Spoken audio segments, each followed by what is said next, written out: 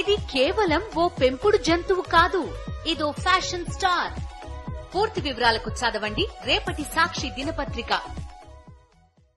Kollywood hero Dhanush పై తమిళ చిత్ర పరిశ్రమ red card ప్రకటించిన విషయం తెలిసిందే. తమిళ ఫిల్మ్ ప్రొడ్యూసర్స్ కౌన్సిల్ జూలైలో ఆ మేరకు తీర్మానం కూడా చేసింది.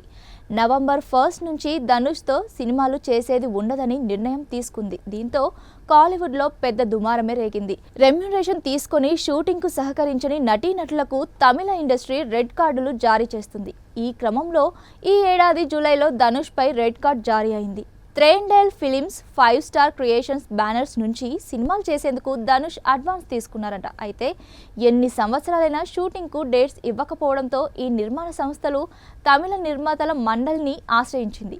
దీంతో ధనుష్ పై రెడ్ కార్డ్ జారీ చేస్తున్నట్లు టీఎఫ్పీసీ పేర్కొంది. ప్రస్తుతం ఈ అంశంపై ధనుష్తో చర్చలు జరిగినట్లు తెలుస్తోంది.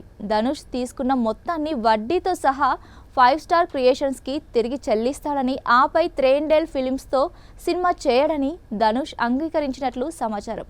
ఇదే విషయాన్ని 2 ప్రొడక్షన్ హౌస్లు టీఎఫ్పీసీకి తెలిపాయని తెలిసింది.